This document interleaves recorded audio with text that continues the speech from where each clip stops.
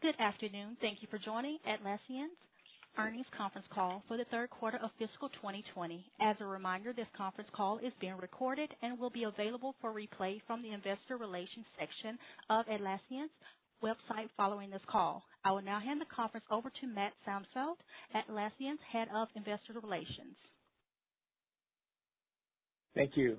Good afternoon and welcome to Atlassian's third quarter of fiscal 2020 earnings conference call. Thank you for joining and supporting us. On the call today, we have Atlassian's co-founders and co-CEOs, Scott Farquhar and Mike Cannon-Brookes, our Chief Financial Officer, James Beer, and our President, Jay Simons. Earlier today, we issued a press release and a shareholder letter with our financial results and commentary for our third quarter of fiscal 2020. These items were also posted on the investor relations section of Atlassian's website. On our IR site, we also posted a supplemental presentation and data sheet. During the call, we'll make brief opening remarks and then spend the remainder of time on Q&A. Statements made on this call include forward-looking statements. Forward-looking statements involve known and unknown risks, uncertainties, and other factors that may cause our actual results, performance, or achievements to be materially different from any future results, performance, or achievements expressed or implied by the forward-looking statements. You should not rely upon forward-looking statements as predictions of future events. Forward-looking statements represent our management's beliefs and assumptions only as of the date such statements are made, and we disclaim any obligation to update or revise them should they change or cease to be updated. Further information on these and other factors that could affect the company's financial results are included in filings we make with the Securities and Exchange Commission from time to time, including the section titled Risk Factors in our most recent 20-F and quarterly report on Form 6-K. In addition, during today's call, we will discuss non-IFRS financial measures. These non-IFRS financial measures are in addition to, not a substitute for, or superior to measures of financial performance prepared in accordance with IFRS. There are a number of limitations related to the use of these non-IFRS financial measures versus their nearest IFRS equivalents, and they may be different from non-IFRS and non-GAAP measures used by other companies. A reconciliation between IFRS and non-IFRS financial measures is available in our earnings release, our shareholder letter, and in our updated investor data sheet on our IR website. During Q&A, please ask your full question up front so that we can easily move through to the next speaker. Also, please be patient if we encounter any disruptions or challenges in logistics, given we are individually dialing in from our homes across the world. With that, I'll turn the call over to Mike for opening remarks. Thanks everyone for joining today and for your continued support. We want to start by saying we hope you and your loved ones are safe and healthy.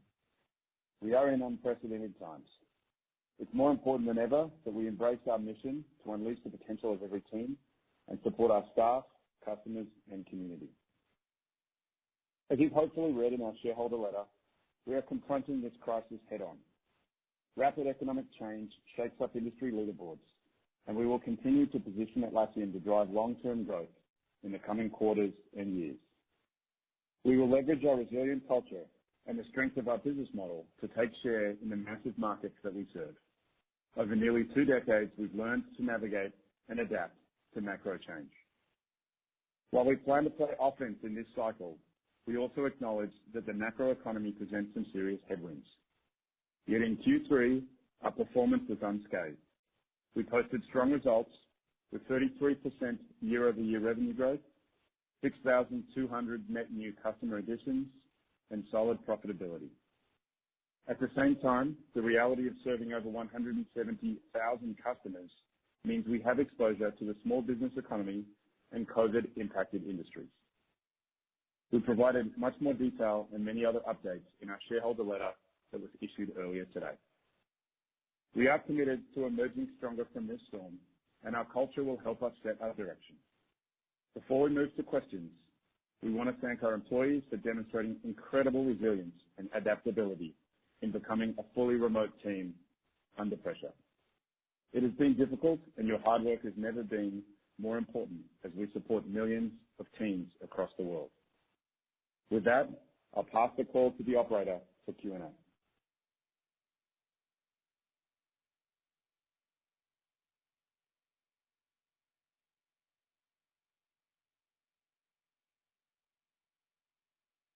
Your first question.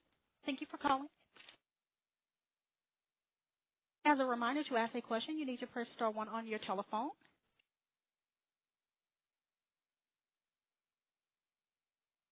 Your first question line of Michael Turman with Wells Fargo.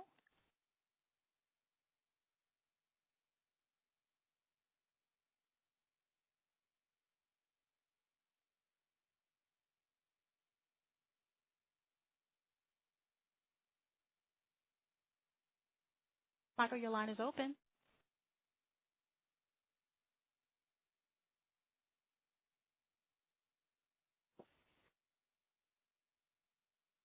Clearly, everyone is speechless with the results we've delivered this quarter.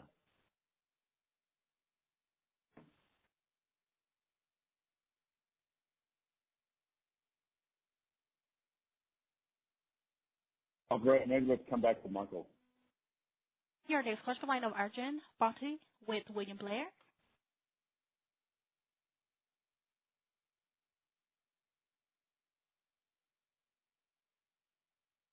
Mr. Bhatti, your line is open.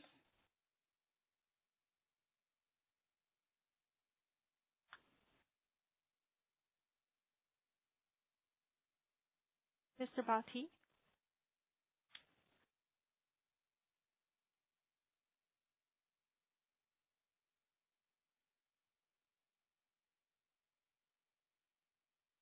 And your next question comes from the line of Aaron Bhatti.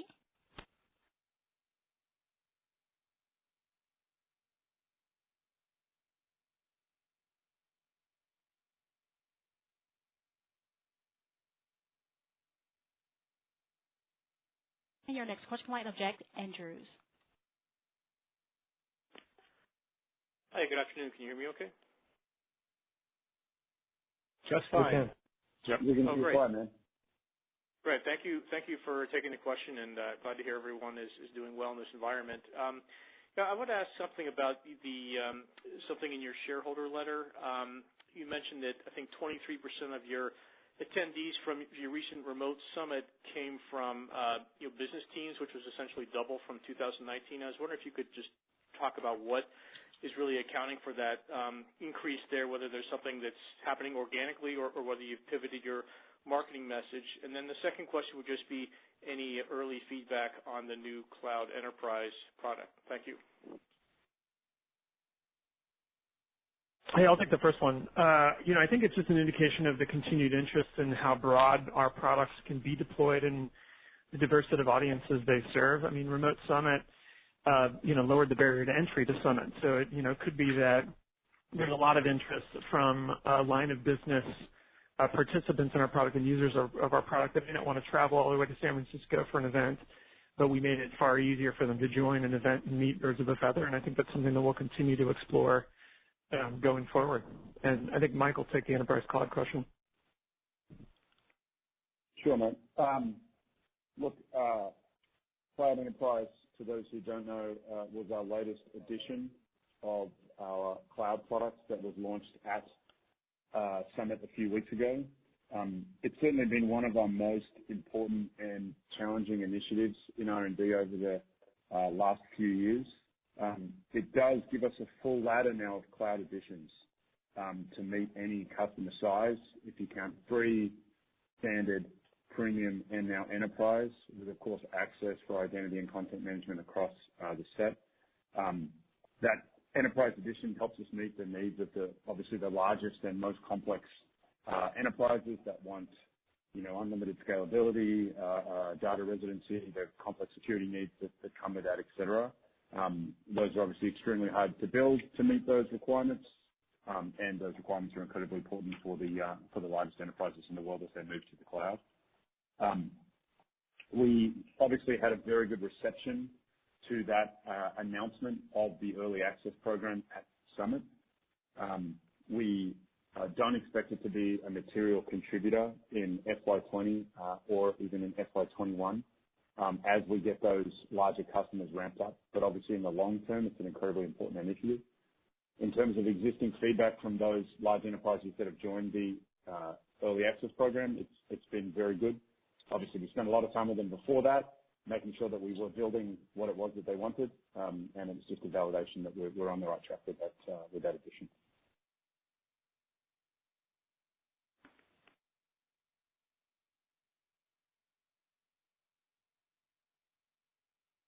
And your next question comes from the line of Michael Turits with Raymond James. Hey, good afternoon, everybody. You guided slightly below the street for next quarter and commented that COVID would impact fourth quarter more than the current quarter, if this is a good quarter. I was wondering if you could speak a little bit more specifically about where COVID and the emerging recession will specifically impact the business. You mentioned SMB, for example.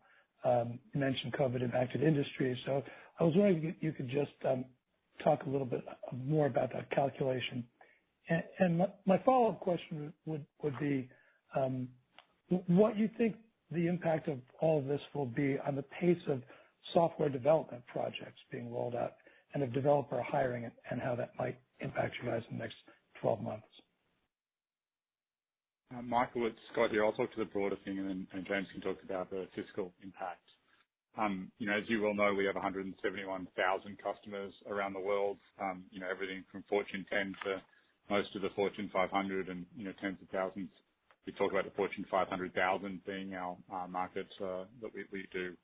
We have no specific customer concentration. No one customer makes up more than 1% of our revenue, so there's not sort of a specific area there. But of course, as you expect from such a broad market, that we're exposed in the same way that you would be, kind of across all the different geographies and industries that we're in. I do think there is a sort of short-term benefit of people using our products. In terms of the work from home aspect, they're using collaboration tools more in the short term. I think the long term, the aspect is that people are going to work, remotely more than they have, to date. That's going to require more collaboration tools, whether that is, collaborating on work product in Confluence, whether that is, managing more, workflow in Jira versus talking to the person next to them at a desk. So we see that there's some benefit for that, over the long term. In terms of pace of software development and hiring, I think we're, 6 weeks into this. It'd be too hard to talk about that, as a broad industry trend. We haven't seen, anything that makes us significantly change what we believe internally about that. James, do you want to talk through any of the sort of specific financial impacts there? Sure. Thanks, Scott. As we said, pleased that really a negligible impact from COVID-related factors in Q3. We have seen some impact in April. And clearly, the fact that we serve such a highly diverse set of customers, really across all business sizes, geographies, and industries, is really one of our major business model advantages.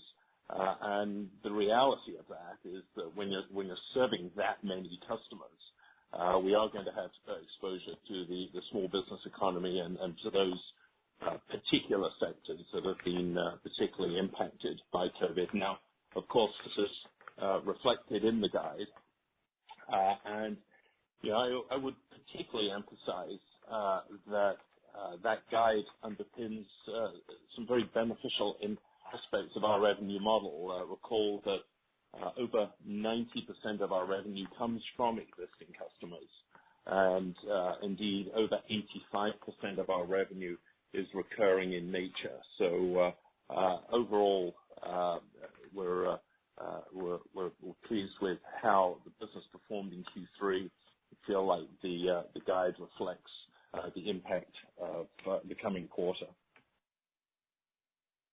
Okay. Thanks, guys.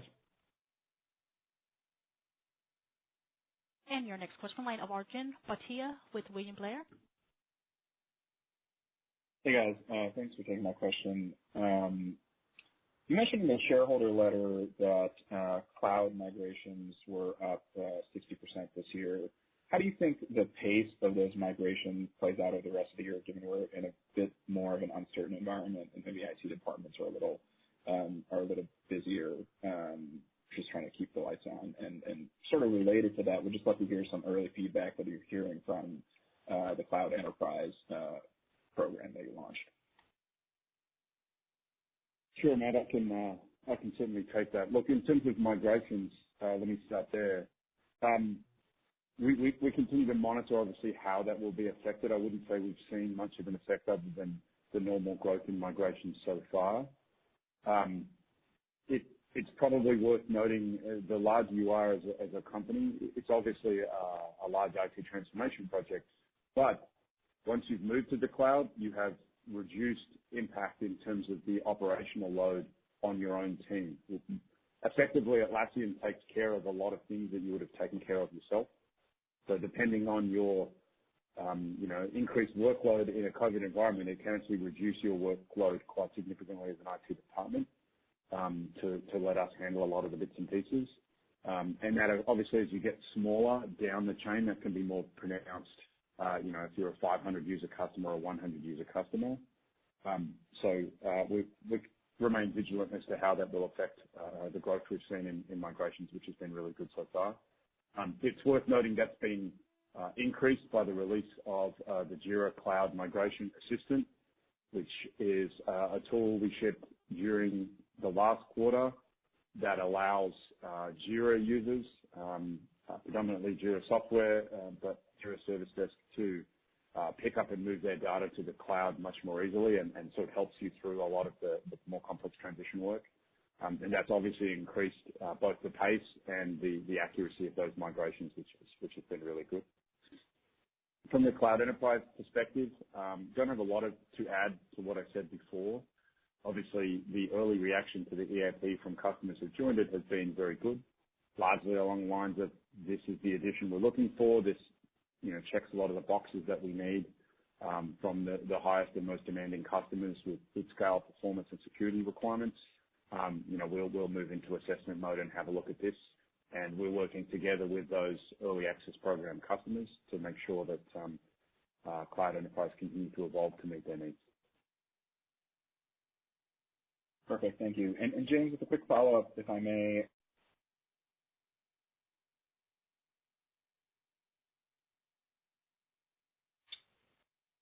Sorry, I lost you there. Can you hear me now? Yes, I can hear you now. Drop off. Okay, sorry about that. Yeah, I was just asking about how you're thinking about price increases this year relative to what you've planned and whether those plans have changed at all given the increased uncertainty. Well, as you know, we have a very thoughtful and rigorous process to considering pricing moves, and we've been doing that for some years now. When you think about what we've done in years past, it's been a balance between lowering prices and in some instances raising prices. And to layer on top of that as well, it's important to think about the additions strategy that we've been pursuing in recent times. So now with the rollout fully of the free editions of Jira Software, Confluence, and Jira Service Desk, that complements the standard editions, the premium editions, and as Mike was speaking of earlier, now beginning to roll out the enterprise editions as well. So the editions represent another way in which we can be paid for the incremental value that we're offering our particular customer, and our customer is able to align their needs with the right edition. And so that will be an ongoing part of our strategy in the years ahead.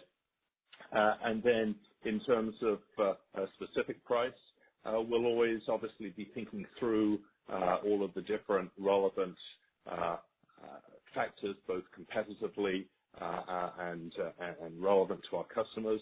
So we'll always be looking to find the right balance between being compensated for the value that we offer to our customers while being cognizant of doing the right thing for our customer set as well. So we'll keep having that perspective around pricing, and we'll update you in the months ahead.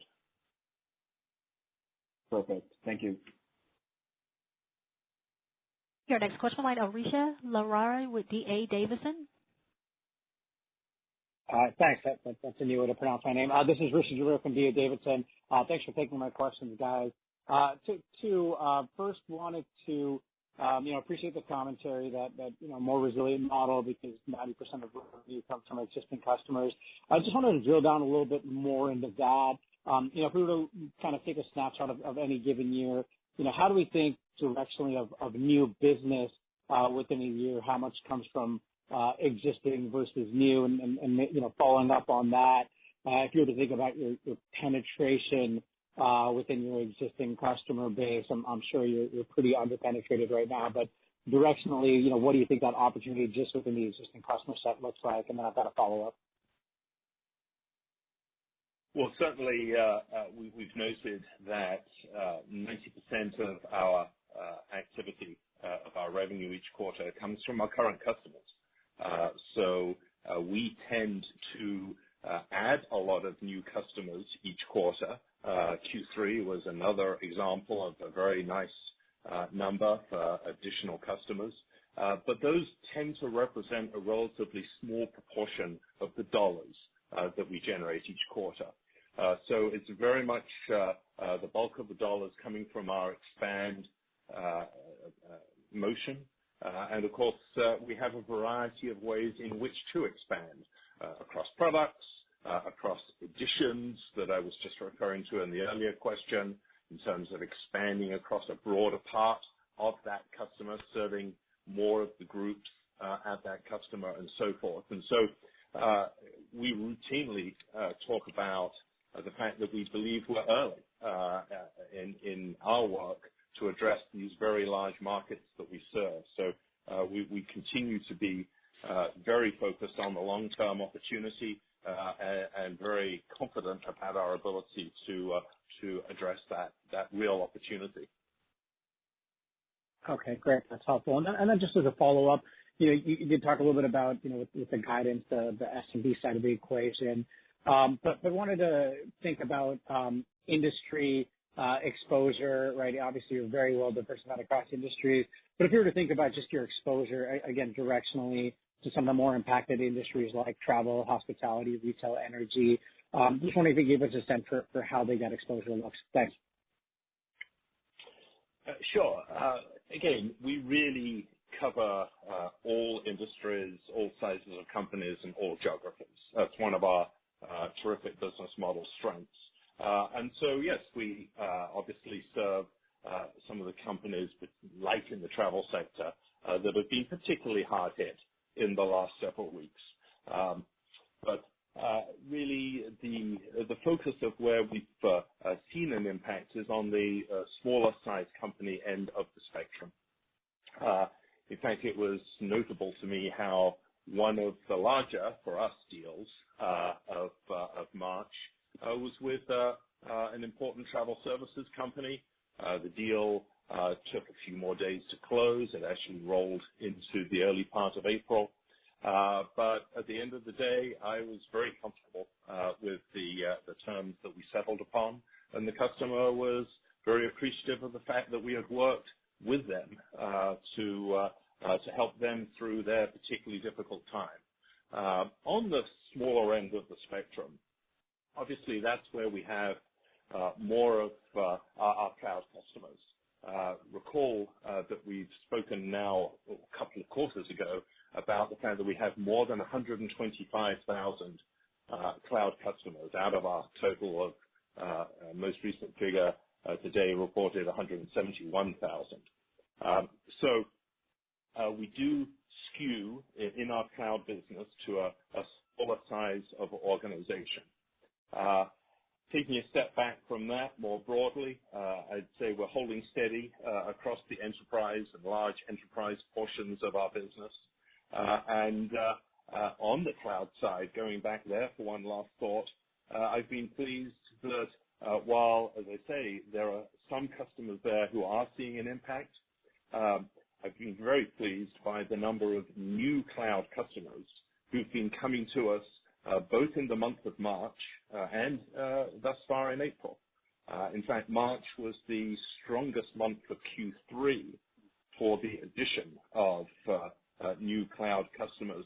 And of course, that's lining up with a month in which we had fully rolled out our free offerings as well.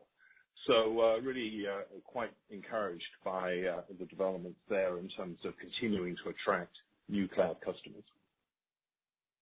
Great. That's really helpful. Thank you. Next question, line of Michael Turrin with Wells Fargo. Hey there. Thanks. Good afternoon. I was hoping to hear more around the decision to play offense here in this backdrop. It sounded pretty clear in the letter that you're planning to keep pace in terms of hiring and play offense here in the coming months.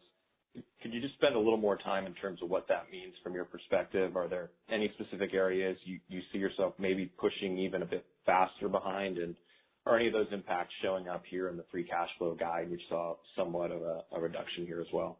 Thank you. Sure. Michael, let me take that from the start, and Scott or James can jump in. Because I think we felt it was really important in line with our values. So one of our company values is open company, no bullshit. We wanted to be very clear with investors and partners about how we were approaching, the current environment, which is obviously unusual. It's not business as usual at the moment.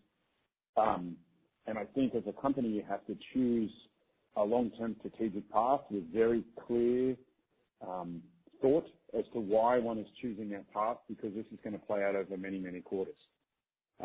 When we sit down and think about Atlassian's strengths, besides the fact that we are in very large markets, we have a capability to actually gain share through these quarters of turbulence, however they come at us, and we remain very adaptable and thoughtful about them. Our culture is extremely strong and adaptable. Obviously, our go-to-market models you're presumably well familiar with suits the flexibility of these type of environments. We don't have to get on a lot of planes to sell stuff. We have, product innovation, and we have an extremely strong, obviously, financial position in terms of generating free cash flow, as well as obviously the cash we have on the balance sheet in the business and the stability of our revenue streams.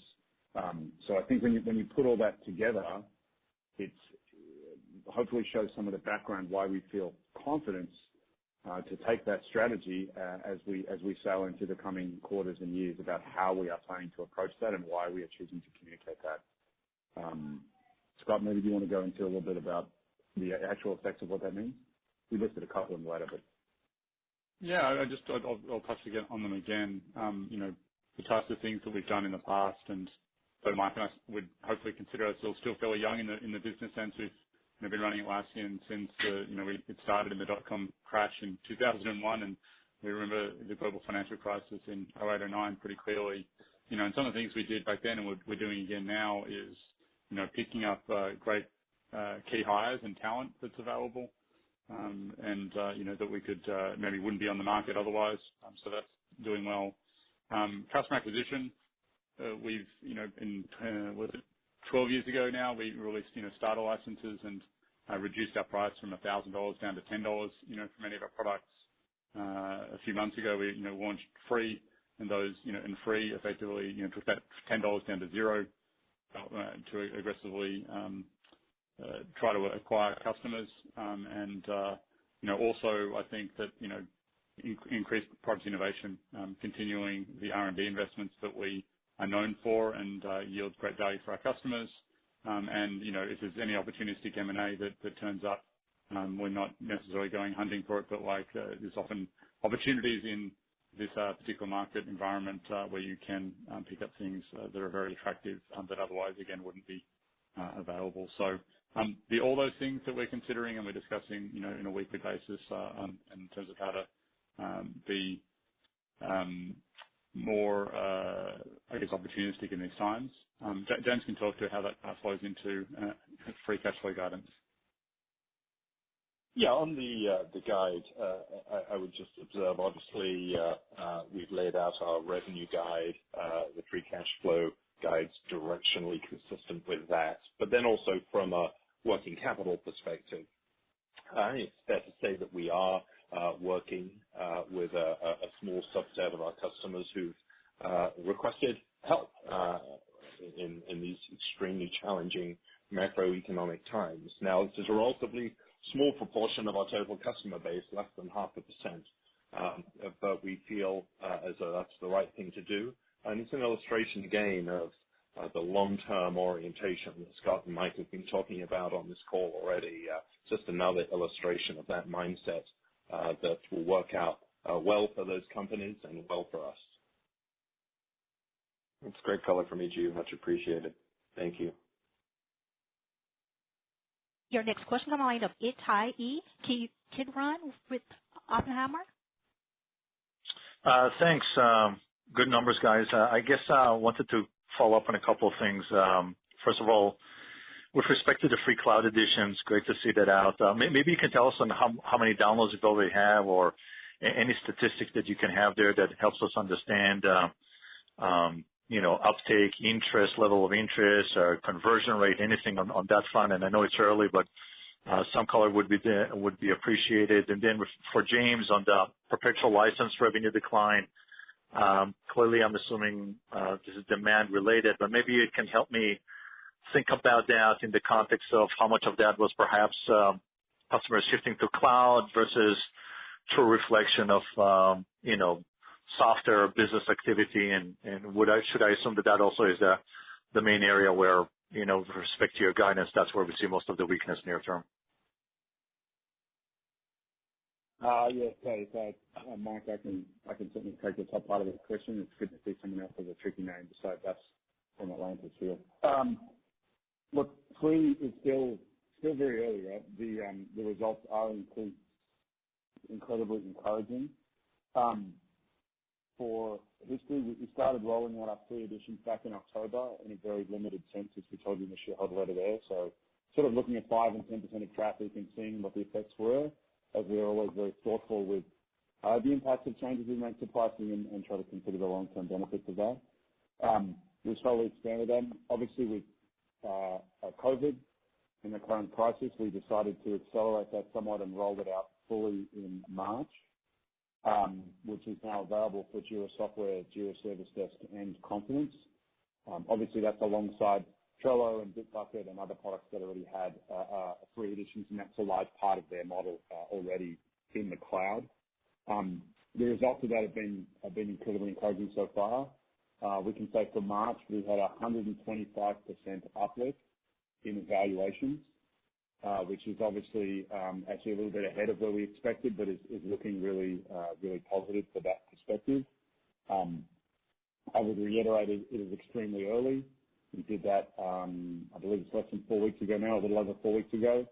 So you'd expect a pop off the bat, and then it settled down to a number, but it's extremely in a good spot in terms of where we think it should be.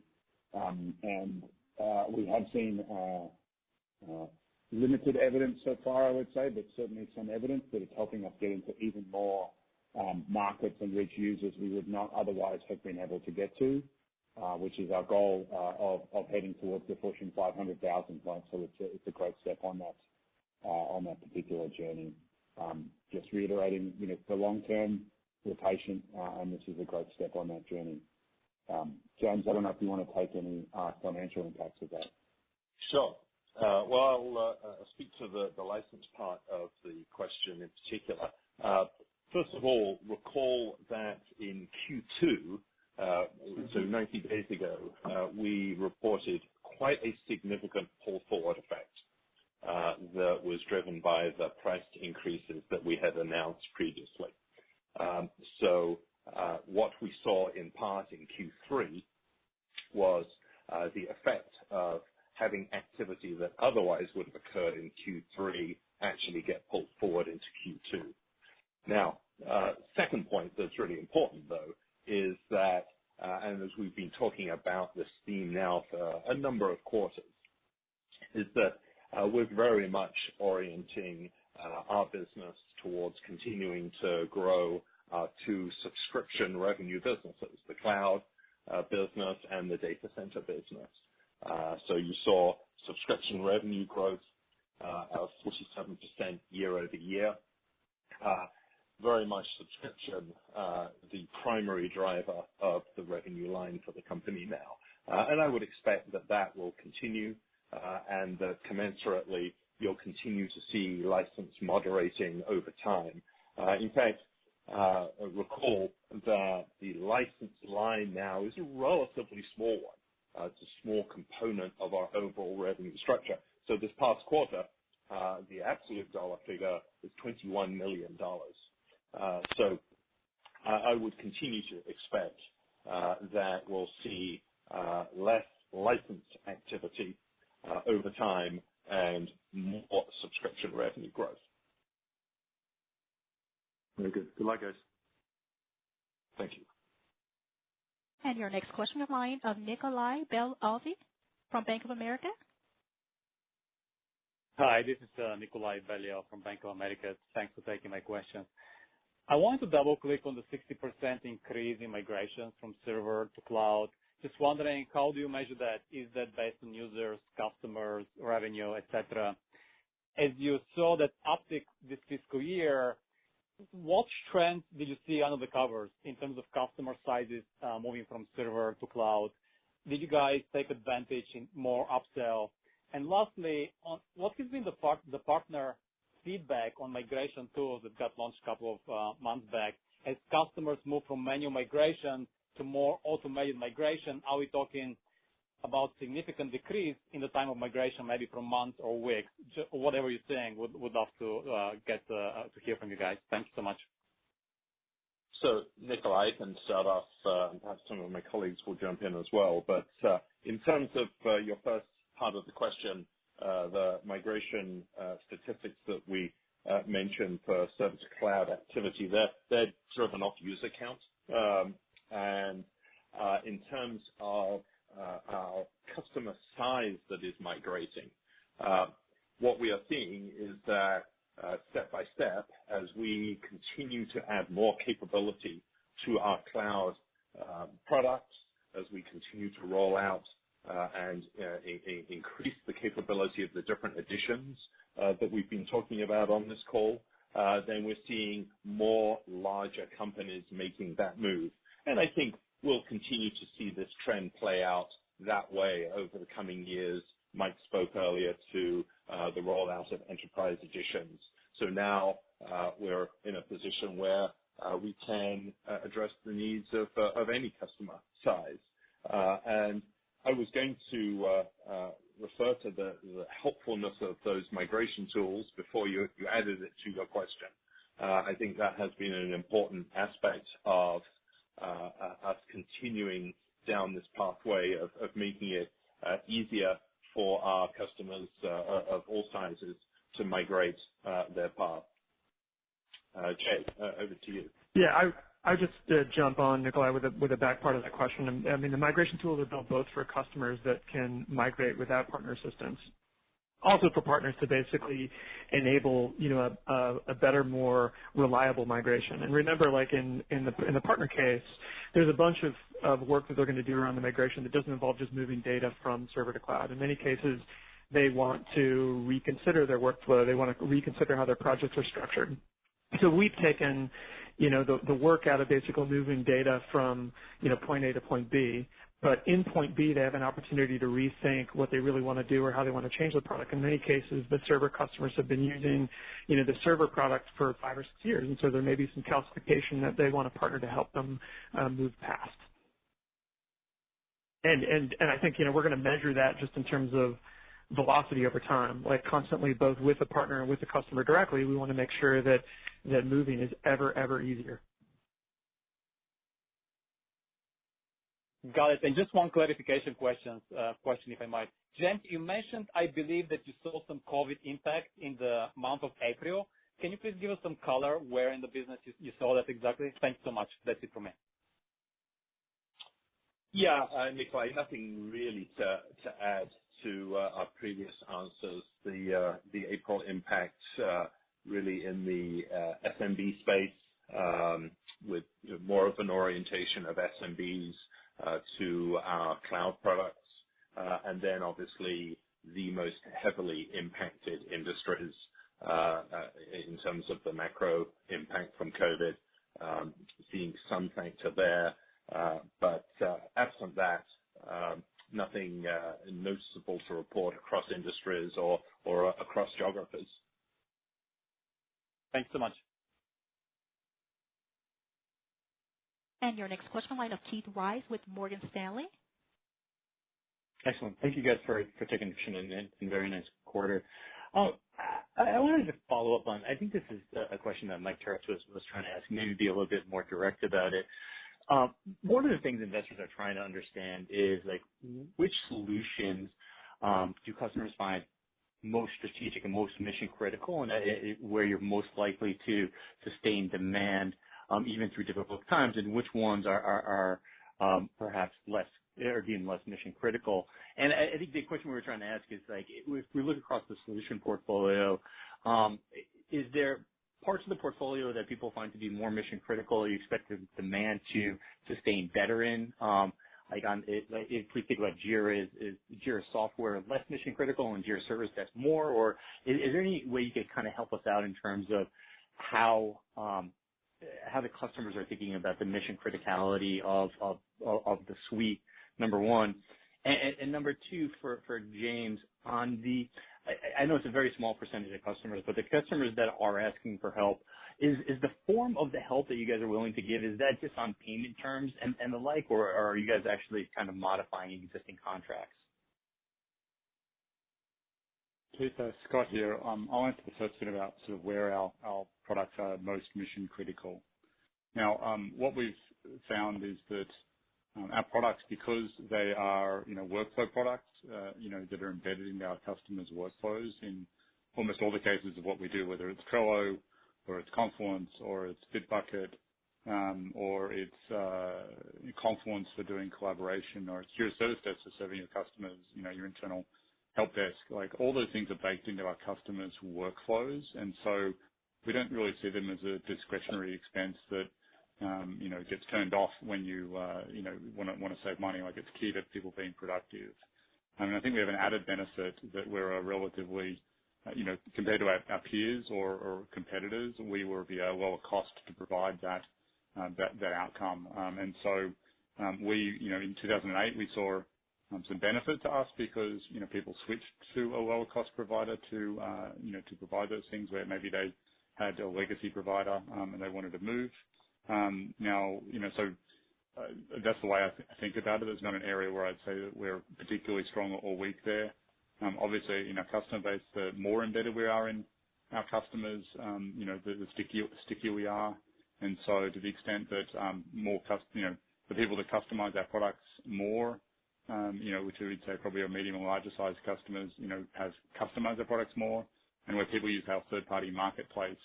So if two companies look alike, I'd say the ones that have customized it more and have used more third parties, we know are stickier in the numbers.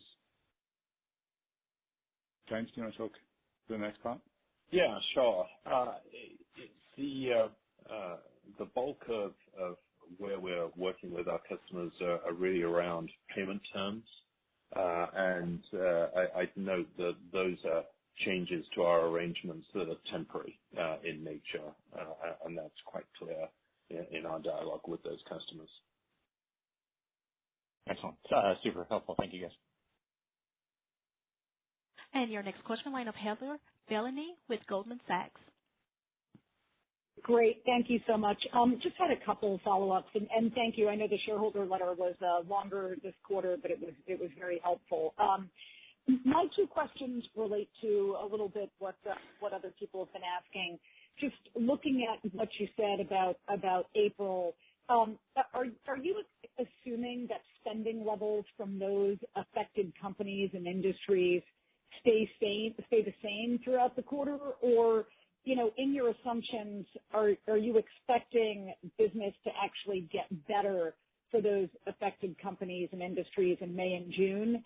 And then my follow-up is just, again, you also highlighted 90% of your revenue comes from existing customers. From the industries that aren't impacted, what assumptions are you making about, net expansions, if you will, versus prior periods for June? Thank you. Okay, yeah, Heather, I'll take that one. So in terms of the guidance that we've offered, a few thoughts. First of all, I'd say that the philosophy that we brought to setting the guidance in terms of setting the range, placing the range, it's quite consistent with what we have done historically. We we have laid out a broader revenue range. Clearly, with this macroeconomic uncertainty, there is a greater potential variability in our results, and it's certainly challenging to accurately estimate the current environment's impact across such a large customer base. So we have looked carefully at our experience in April and considered that and our various leading indicators, our top of funnel type indicators, and assumed that sort of situation plays out across the balance of the quarter. So hopefully that's helpful to that part of the question. In terms of around the 90% or so of our revenue that comes from our existing customers, I wouldn't add anything other than obviously we factor in what we've been seeing in the last few weeks, and again think specifically about the relevant forward-looking indicators for that type of element of the overall revenue structure. Great. Thank you, James. And your next question, line of Greg Mikowski with Mizuho. Okay, thanks. Greg Moskowitz, Mizuho. Hi, guys. I guess my first question, in the shareholder letter, you mentioned that you have over 150,000 organizations on starter licenses or subscriptions, and clearly it's a very large number. However, there were over 175,000 starter accounts a year ago, and just given your very strong top of funnel, I'm wondering why that has declined. In other words, have you converted a lot of these to paid accounts, or are there a bunch of them that have just gone away for one reason or another?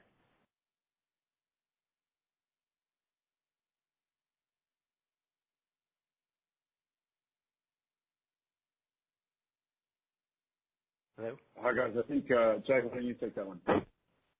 Yeah. Hey, Greg. So I think the macro trend is just the shift to cloud. Remember, like the starter license largely talks about the server 10-user license for $10.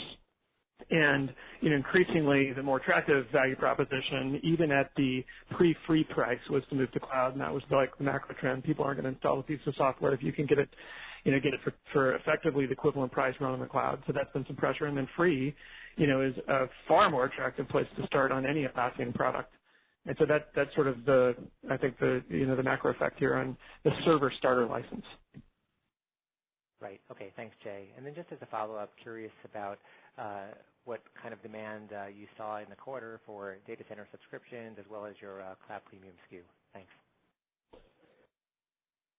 Good. We were pleased with both. I think James mentioned this, but largely the enterprise segment, both just in terms of how we performed in the quarter and then the overall pipeline and traction that we saw both through the quarter and headed into this one was positive, both across data center, both directly and then in with our indirect global channel, and from standard to premium as an upgrade pattern in cloud. Terrific. Thanks. And your next question, line of Brent Thill with Jefferies. Hi, this is Luv Soda on for Brent Thill. Thank you again for squeezing me in. First of all, congrats to Jay, given it's his last quarter. And wanted to ask maybe a couple questions. One was, now with the release of the Atlassian Cloud Enterprise, could you maybe talk about the investment in enterprise advocates? I know you guys have a viral go-to-market motion, but the enterprise advocates have been helping in terms of pitching Atlassian as a solution set. So what about the investment in that team going forward? And then the second one on the M&A front, I know you guys mentioned that you would be more offensive there. Sort of anything in your portfolio that's lacking right now, or how would you think about the strategy going forward? Thank you. Yeah, I'll take the first one. So, we'll continue to invest in enterprise advocates as we have to support, the data center upgrade motion and server, both the migration motion from server to enterprise cloud, and the upgrade motion from standard cloud to enterprise cloud is really similar. And so I think we'll, continue to expand that team to serve the opportunity that enterprise cloud presents us, both for existing server customers that are moving and for big enterprise customers that are growing. Remember that we get a lot of leverage in the enterprise advocate group, both from our indirect channel that is pretty large and deeply connected to our products and our customers in market, and we work hand in hand with them on that bigger enterprise upgrade motion and selling motion. So we get leverage there, which is why the enterprise advocate group can grow modestly over time. And we get a lot of leverage just from the flywheel. We're landing inside of these biggest customers with a high velocity starting point that, I think we're really well known for. And then we can use that as a more efficient leverage point to grow customers both as we have in data center and then certainly, up the stack in cloud to enterprise cloud. And I'll hand it over to Mike on the M&A question, or Scott on the M&A question. Yeah, I'll grab it here. So if I think of M&A, again, I've been really proud of how we've done that. You can build products, you can partner, you can have a marketplace, you can acquire, and I think Atlassian is a company that have done all those, very successfully over our almost 20 years there. And when we look at acquisitions, the things we always look for is, firstly, are they aligned with our mission to unleash the potential of every team? Do they help us get to our big hairy goal of 100 million active users? Do they, fit with the values of our company? Do they fit with our business model? And then, there's a long tail of other things we really look for. And I think we've been very successful with that approach and a measured approach of making sure that we bring on the companies that are really great fit for Atlassian. As Mike and I being the biggest shareholders of Atlassian, we're aligned with all of you on this call and all of the shareholders listening, in terms of being good stewards of capital and making sure that we invest wisely to get the returns that all of us would want.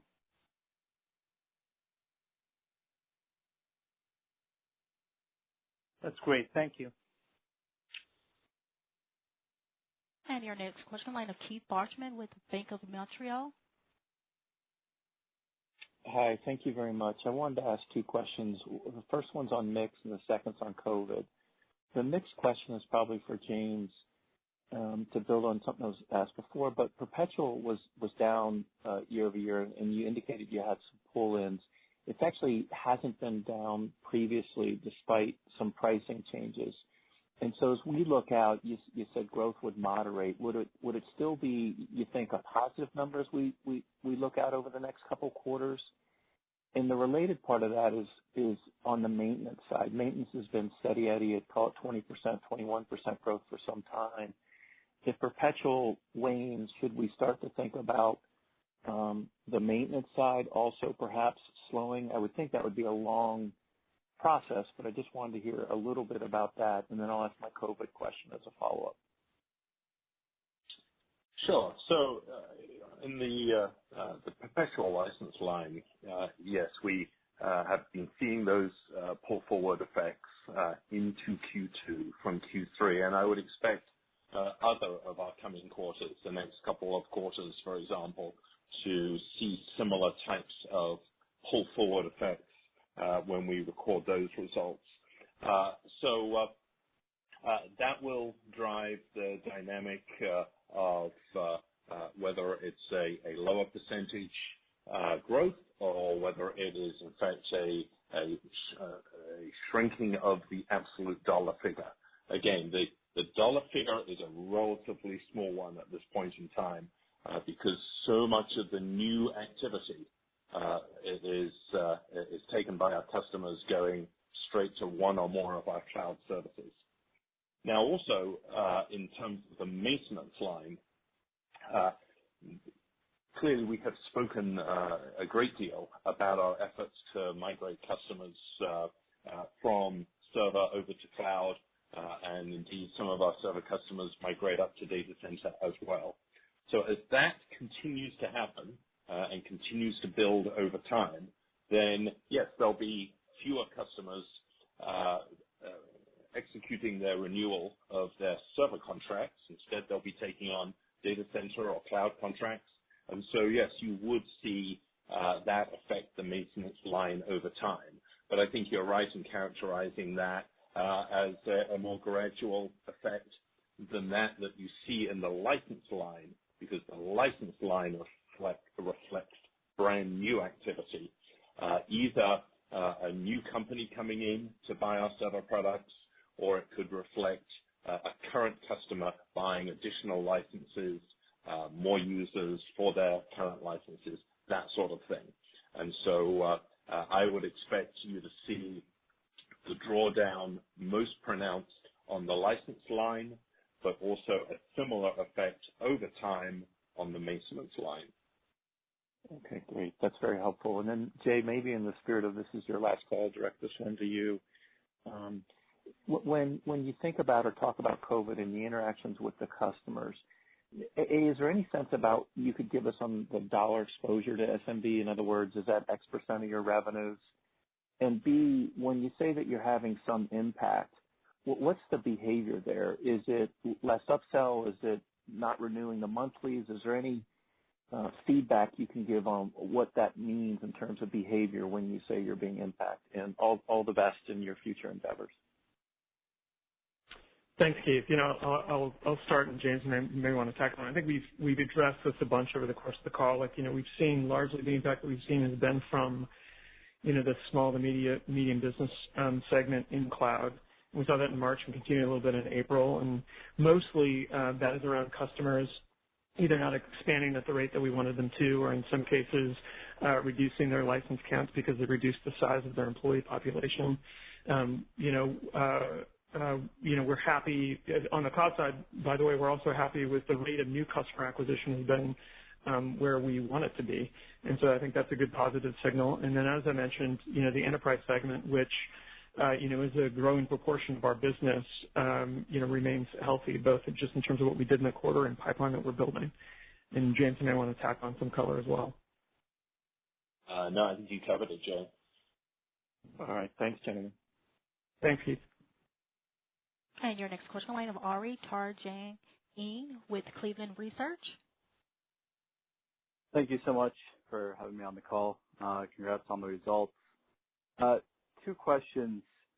First, if you could just give a little bit more impact. You touched upon it on the shareholder letter, but and talked about collaboration. But any more examples of how customers may be using your tools and solutions to help address COVID? And do you think you guys will make more templates, more kind of prepackaged applications to help?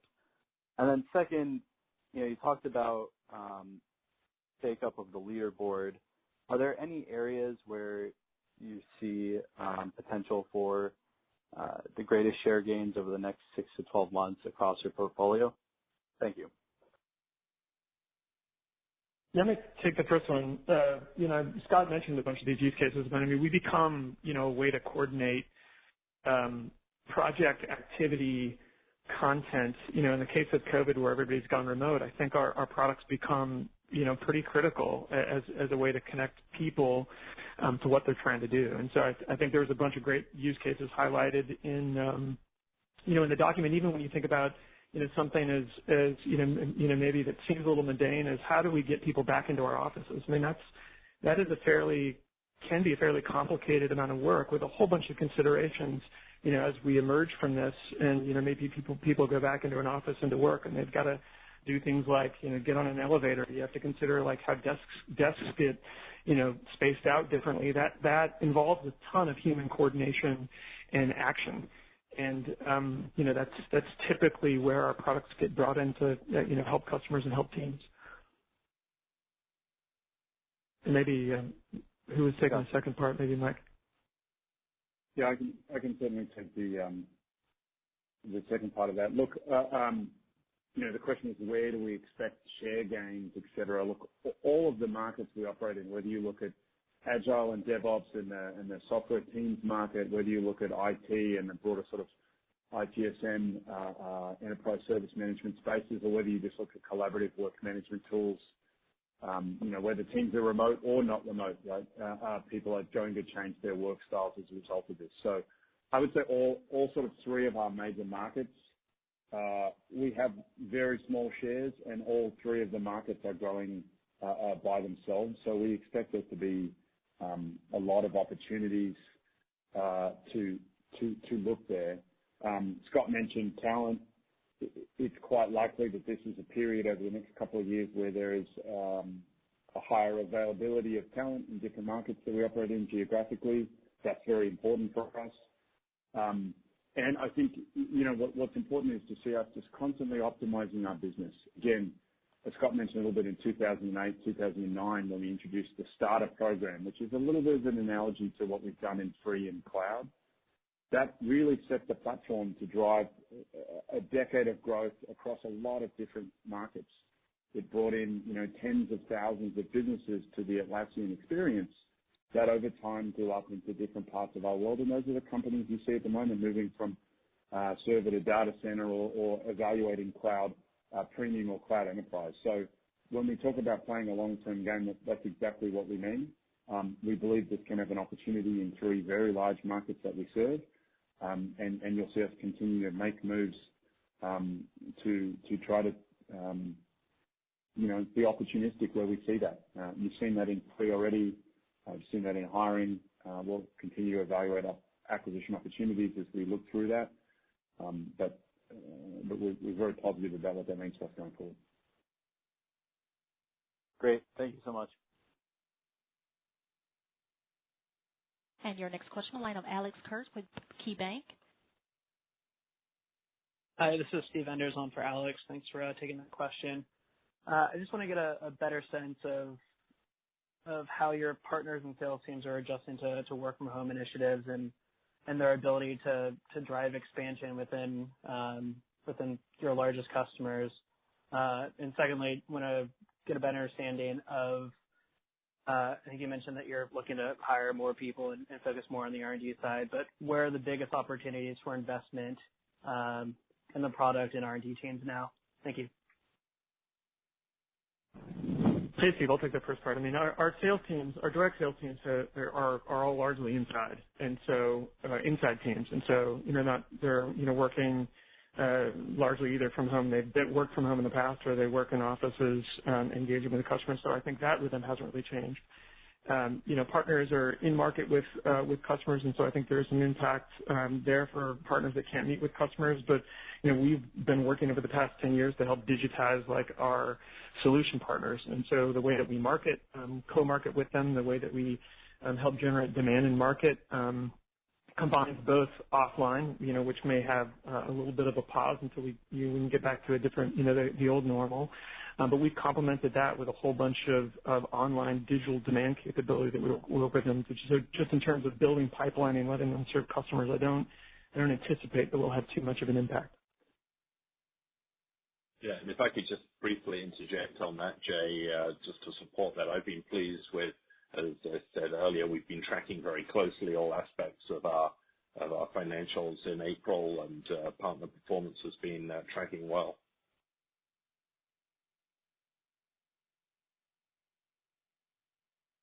I guess I can jump in and take the second part of that on R&D.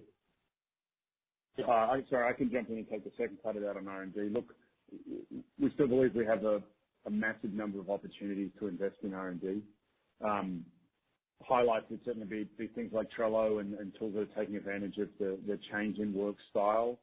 As more companies are working from home, tools like that are obviously becoming more valuable. Confluence for asynchronous communication, things like this. So obviously in the product set, there's a lot of opportunities. Secondly, we're in the midst of a decade-long transition to our singular Atlassian platform, the Teamwork platform. That's not a simple exercise. It's going to continue to take us years to build out, even though we've shown really good progress so far. You've seen lots of examples of that, the new collaborative editor rolling out in Confluence, which is a huge change, as well as a lot of changes in identity and other key parts of our platform as they roll through different products. And then thirdly would be in the enterprise segment. We've talked about Cloud Enterprise, the new addition that we put into early access program this year.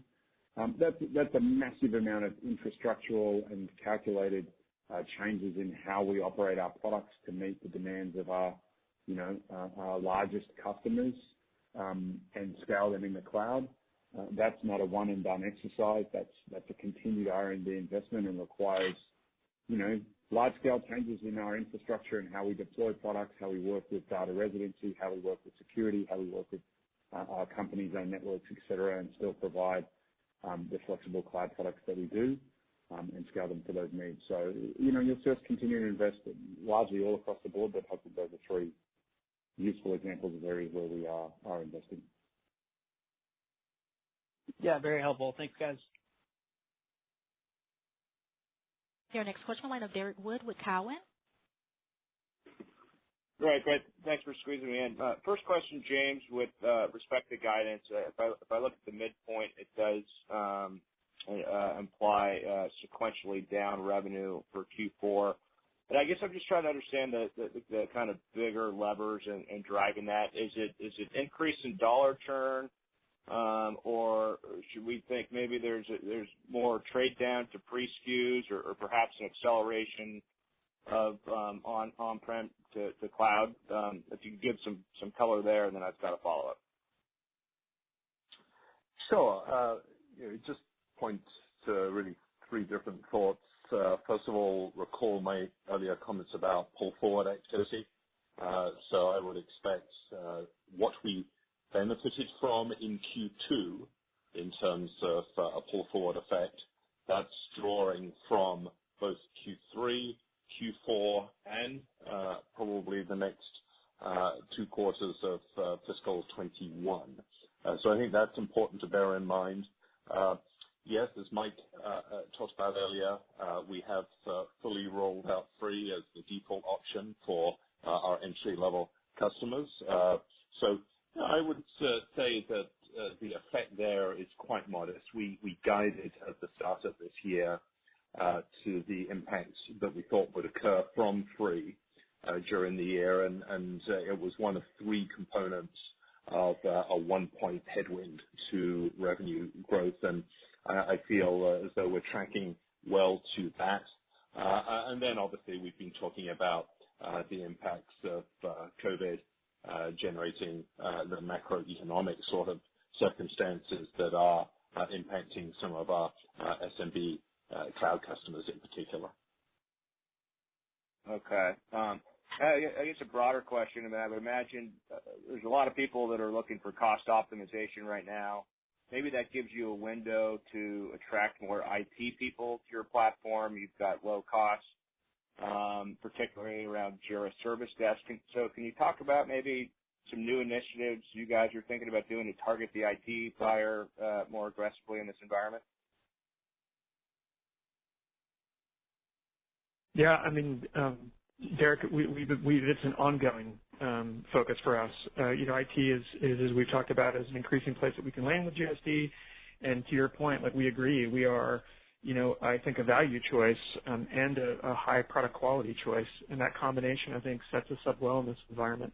But we'll continue to talk about, the IT service management and IT kind of broad collaboration, service collaboration areas that we focus on, both across JSD and with OpsG, and with Confluence and Trello. I mean, there's we've got I think a really rich portfolio that we can talk to IT about, both to help serve the problems that they're trying to solve internally for themselves, but more importantly for the problems that that they're in charge of for their companies.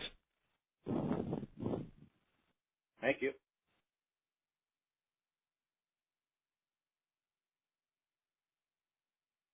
And I will now turn the call back over to Scott Farquhar for closing remarks. Thank you, everyone, for joining our call today. We appreciate your ongoing support, and we hope that you and your loved ones remain safe and healthy. Thank you. Ladies and gentlemen, this concludes today's conference call. Thank you for participating. You may